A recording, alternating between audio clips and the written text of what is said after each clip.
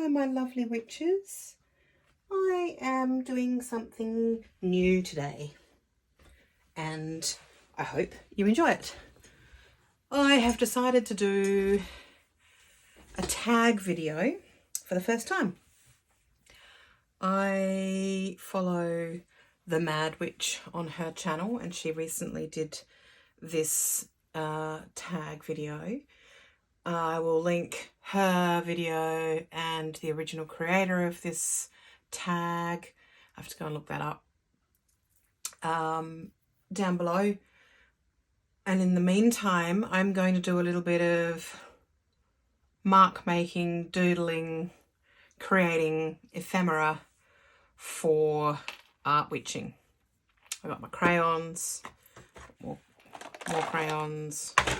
I've got my paint boxes, lots and lots of paints because, you know, I am addicted to watercolour paints. And I'm just going to do a bit of, as I said, ephemera making. It's a funny thing. At the moment, I am currently doing 3 courses at once because obviously I'm a sucker for punishment. I am doing the Kadiak Circle course by Jude Lally, and you might have seen some of my creative pieces that I have made for that course on my Instagram recently. I'm also undertaking Molly Roberts' Rock Your Grimoire course, and today's prompt is actually about making an ephemera stash, which is something that I do, but could actually do with doing it more often. Creating more, having more of a stash for then putting into my books. So that's what I'm doing with you today. So I'm achieving 2 things at once. I'm doing this tag and I'm getting my prompt done, my lesson done for Molly's course. The other course that I'm doing at the moment, which is a longer course, it's 3 months, and that is finally The Artist's Way by Julia Cameron. It's been around for more than 25 years.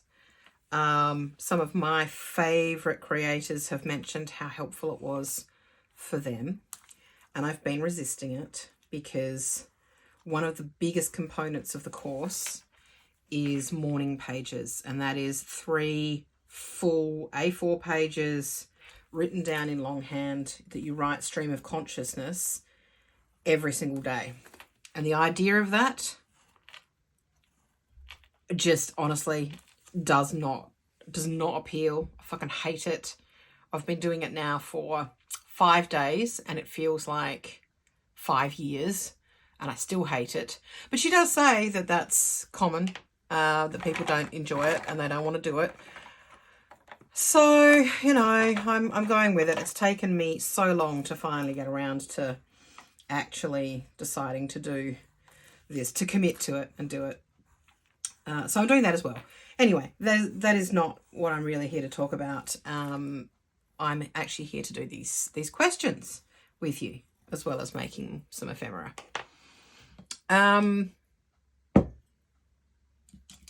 Question 1. What is your name? And are there any stories or meanings connected to your name? So, obviously, Corrigan, the crone, is not my legal Muggle name. Actually, wish it was. That would be funny and fun. So, I have 2 names, I suppose. I have my Muggle name and I have my witch name. And I'm going to answer this question for both. So Corrigan Moon Leopard is my full witch name. And the Corrigan part I came across in a meditation that I did specifically to find my witch name. I had no idea what it meant when it came to me. It just came to me. And I've since discovered that Corrigan, not spelt the way that mine is. Usually it's spelt with an I instead of an E. But it's a type of fae. And there are various myths around it. In the first place that I came across this creature was in the Witches of Elianan books, which I've banged on about before because I love them. And they're a sort of a stone fairy, rock fairy, which is quite cool. But at the time I had no idea what it meant. It was just there in my head, and that was my name, and it just was. So that's where the Corrigan part came from. The leopard part came about because leopard is a sort of animal guide for me, a spirit guide for me, and appears a lot in dreams and providing messages for me.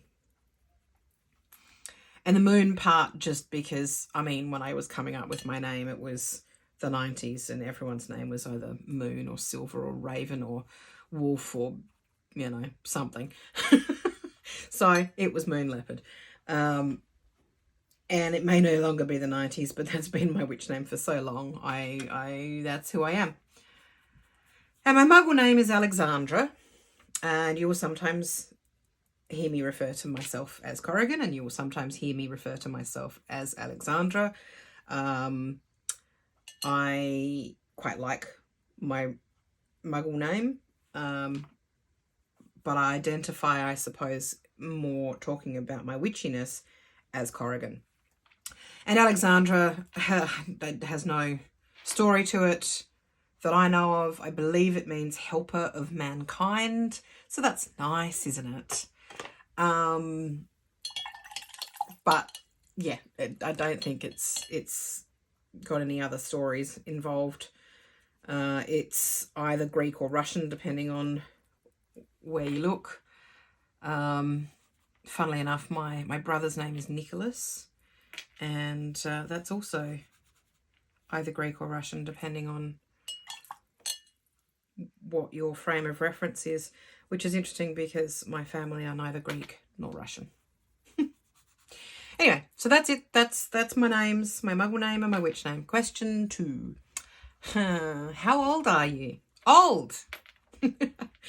Well, I suppose I am middle-aged because, you know, I have a lot of friends who are older than me and would be shitty to hear me describe myself as old. I am nearly 47. I will be 47 in a few weeks' time. I'm a Scorpio, and it's November. So there you go. I'm nearly 47. Next question. Question number 3. Do you use astrology, Western or real sky? And what are your big 3? Well, until I had watched Mad Witch's video, I had no idea what real sky was. I'd never heard of it. Apologies if that makes me sound overly ignorant, but I hadn't. As far as I was concerned, you had Western astrology or you had Chinese astrology, but just shows how wrong I was. So clearly I don't use real sky because I had never heard of it until a couple of days ago. Do I use astrology? A little bit. I'm not a huge, I don't understand a huge amount about it. I understand some basics, I guess. So I use it to look at my personality traits and understand myself better from that perspective. And I also use it to have some idea of what's influencing us all at a given time. So, you know, whether Mercury might be in retrograde or whether the, you know, sun is in Leo or the moon is in Virgo or whatever. To that extent. I don't really use it in my witchcraft practice though. So I don't sit there and go, okay, so the moon is in Capricorn, I need to be doing this type of magic at this time. No, I do my magic when I need to do it. If I feel the need to do a prosperity spell, I'll do a prosperity spell. I don't give a shit what the planets are doing. I don't care what the stars are doing. I don't care what the moon's doing. I don't care what the sun's doing. I just do the damn thing. That's a bit rebellious, isn't it? Sorry. Goes against all my teaching, but that's what I do. Excuse me while I just put this down and start another page of something. Don't know what I want to draw now. Yeah, so that's it for astrology. Oh, hang on. What are my big three? Okay, so my big three are, I am as I said earlier, I'm a Scorpio sun. I'm also a Scorpio rising, and I have Scorpio and Mercury and Scorpio and Uranus. So I'm a very, very Scorpio person. And I have a Gemini moon, which is interesting because when I very first did my own chart, which I did from a book from the library when I was about 14, I think. When I first did it, it obviously was not as accurate as the apps are these days with exactly where you live and what have you. And it came out with Scorpio sun, Scorpio rising, and Scorpio moon. I'm not quite sure why it was Scorpio moon and not Gemini moon. That's odd. Anyway, so for years I thought I was triple Scorpio. Turns out I'm not. Probably a good thing. I need something else in there other than Scorpio to maybe try and balance me out a bit. It's an air sign. Well, we'll sort of do that. Maybe a little bit. So there you go. That's what I am. Obsessive. Very obsessive, thanks to my Scorpio-ness. Distracted. Squirrel with my... what was I saying? With my Gemini moon. Okay, sorry guys, I'll stop being silly. That was question 3. Question 4. Did you grow up in a religious household? What religion? And did that influence your spiritual path? Put simply, no. I did not grow up in a religious household. My dad was a physicist and the biggest atheist you will ever meet in your entire life. Anything that wasn't science and scientifically proven was consequently bullshit. Things like, I don't know, astrology, yoga. I got so much shit from my dad growing up about my belief systems. And that's fine. We all have different thoughts. So he was an atheist. My mum was a bit different. She had been brought up Church of England, and had, I would say, I'd say she was almost agnostic. She had some sort of belief in something, but she could never have put it into words. She never did put it into words. And weirdly, she was definitely an influence on my spiritual path and my brother's spiritual path, because both as a teacher in what she did, for her living, and also at home with us bringing up her kids, she would teach us pagan stories and origins of Christian or secular holidays. So she would talk about the origins of Christmas and the winter solstice, and fir trees being evergreens, and that's why Christmas trees were important, and the fact that it was about the return of the sun. And she taught us about Easter and that being a time of spring and fertility, and hence the eggs and the rabbits and hares and what have you, which of course was very confusing to me as a little kid, because she would say it was about springtime, but in the southern hemisphere we're heading into autumn. It's the end of summer going into autumn. So that confused me somewhat. Oh, the joys of being a Southern Hemisphere pagan. But yeah, and she would talk sometimes about, you know, she would say things like, oh, when there was thunder and lightning, it was Thor. And I've just broken my crayon. It was Thor. He was angry and he was using his hammer and making the thunder and the lightning. I mean, for someone who wasn't pagan, she sure did teach us a lot of pagan shit, which is awesome. But I still don't know why.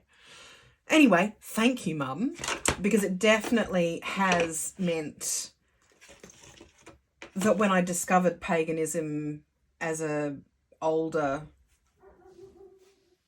child / teenager, I suppose it would be, it made sense. It was all perfectly sensible to me because I already had some real fundamentals in it. And clearly it also made sense to my brother because I didn't know when I was discovering all of this that my brother was also a witch. And I mean, that's a funny story. It's a funny story, but I think I will save it for another time. But I didn't know, and he didn't know that I was until quite a lot later, and when I was in my sort of early to mid 20s, and we discovered we were both on the same spiritual path. Really cool. And I must admit, it's been lovely to have that family member who understands what it is that I do, and I can talk to about it. I've never come out to my parents, not because I don't think that they would be supportive. Like, I don't think they'd be horrified or anything. Them, as I said, not being overtly Christian religion or anything like that. They don't have a hatred of witches, pagans. They don't believe that I'd be going to hell or anything like that. Dad would just give me shit for it. So that was a reason to just not even bring it up. And therefore, why tell Mum? I don't know, you know. I think she probably knew. She used to occasionally say weird shit that made me think she maybe knew. Now, it's sort of too late. Both my parents have dementia, so it's not there. Anyway, that answers that question, I think. Sorry, I will try not to be too long-winded. You know how I ramble. I love a good ramble, but you probably don't necessarily want to listen to me ramble, do you? And I'm rambling. I'm rambling about rambling. I'm sorry, guys. So, question 5. What are you manifesting for your future?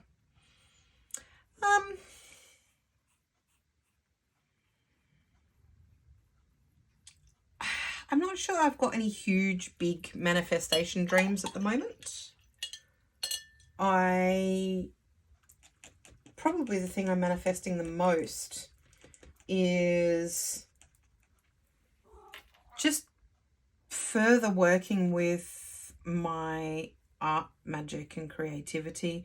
I'd like from a lifestyle perspective, more of the same, please. At the moment, I have a really wonderful work-life balance sort of situation.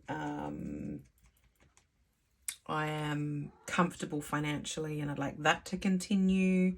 So I suppose I'm sort of manifesting the status quo. That's what I'm manifesting.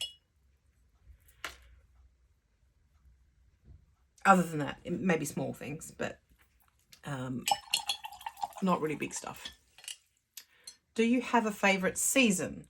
What time of year makes you feel the most authentically you? Well, I think you all know the answer to that question because I bang on about winter all the time because I love it. Winter, winter, winter, winter, winter, winter, winter, winter, winter, winter, please.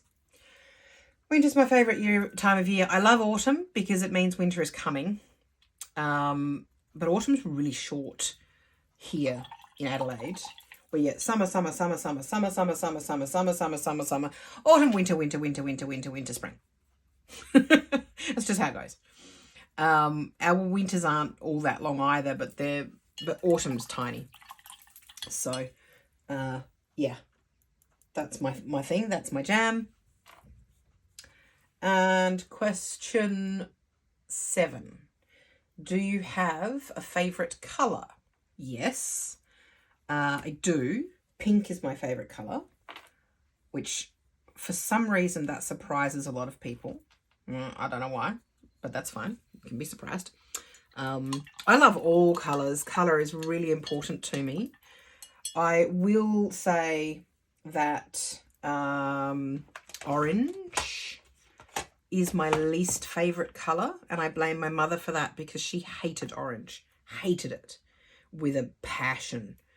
And that definitely influenced I don't have a hatred of it, but it's a dislike, I suppose.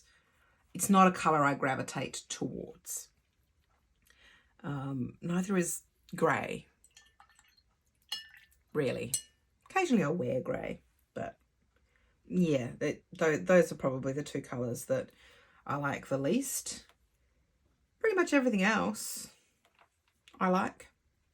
The other part of that question I find a little bit strange. Do you feel this is your aura colour? And if not, what do you think your aura colour is? I have never once thought about what my aura colour might be. I don't think. I do occasionally see auras in other people. I don't always see them. And I can't see them on command. But I do occasionally see them. But I've never seen my own aura. And I have never thought about what colour it might be. I don't know. Sorry, don't know. New idea. 8. Do you have a job/career/lifestyle that makes money or helps support you in any way? What do you do? Okay. I have a Muggle job. Yes. My Muggle job is in marketing and graphic design for a construction company. So it's a creative field. I really love the fact that my job does revolve around creativity. That is awesome to me. I do both graphic design and marketing writing. I will admit the graphic design is the part of my job that I love. The writing, I don't mind. I don't dislike it, but I actually find it the hard part of my job. It doesn't come as easily to me as the designing does. The designing is second nature to me by now. So there you go. That's what I do for a Muggle job. And I do that full time. What's next? Next question. Question 9. What are some things that make you unique and an individual?